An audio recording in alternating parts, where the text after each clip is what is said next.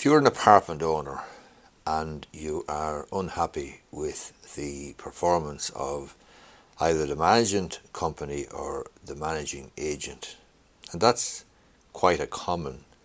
complaint that I come across. Apartment owners, apartment renters who are not happy with the services being carried out by the management company for the apartment property owners. And often what happens is the person who is dissatisfied, the apartment owner, will stop paying the management company fees, and they will think that that's a good strategy to adopt, and that'll put manners on the management company and put manners on the managing agent. The difficulty with that, though, is that there's an element of shooting yourself in the foot, because what can happen is if the management company don't have the money coming in, they're unable to afford a good professional managing agent, and they're unable to afford the necessary maintenance persons and various other trades that they might need to maintain the development in a good, healthy, professional state. And that being the case, then there's a downward spiral, because what happens then is there's a sort of a ratchet effect. Other apartment owners will see that the work is not getting done, services are not great,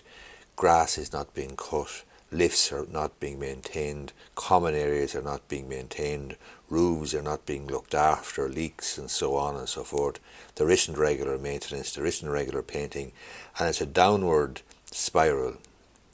Other apartment owners will stop paying. There's less and less money for the management company, less and less money for the managing agent, and very soon the whole thing could become quite shabby and quite ill-kempt, or unkempt rather. So it's easy then, as I say, to down tools if you're the apartment owner and stop paying.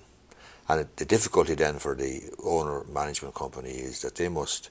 try to pursue you for the debt, essentially. And it is a debt collection matter, and you do owe the money because it's in your lease. But the difficulty is there's no money then for the management company to pursue you for the debts, and the debts then are increasing and the place looks worse and worse. But where it can backfire on you, and where there's an element of shooting yourself in the foot, is when you go to sell the place, when you go to sell the property. You've got this massive outstanding debt to the management company, which will have to be discharged, and will have to be discharged out of the sales proceeds. But B, the management company finances may be of such a state, as a consequence of people not paying their way, that a potential purchaser of your apartment may, quite frankly, run for the hills, may say,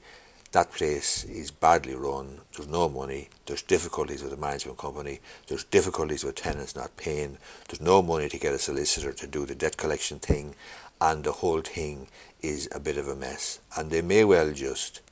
go somewhere else and buy an apartment in a development that's more well managed, and the finances are in better order, and there's a good sinking fund and reserve fund to carry out repairs, necessary repairs and so on. So be careful if you're a management, or if an apartment owner rather, or if you have perhaps a house,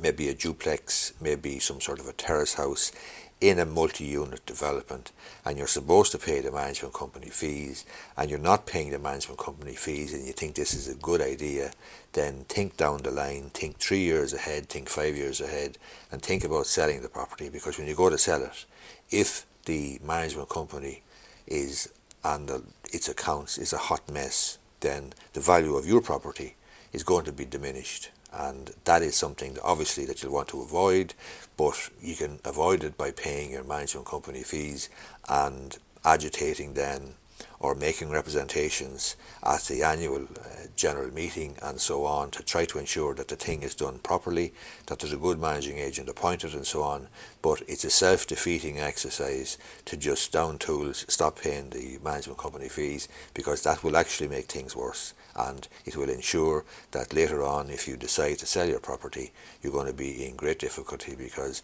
you might have difficulty getting a buyer, and if you do get a buyer, he's one who may be looking at the management company and saying, this is a potential nest of vipers, I'm going to go somewhere else. Hope you find the video useful. If you do, I would appreciate if you gave it the thumbs up down below. Thanks a lot.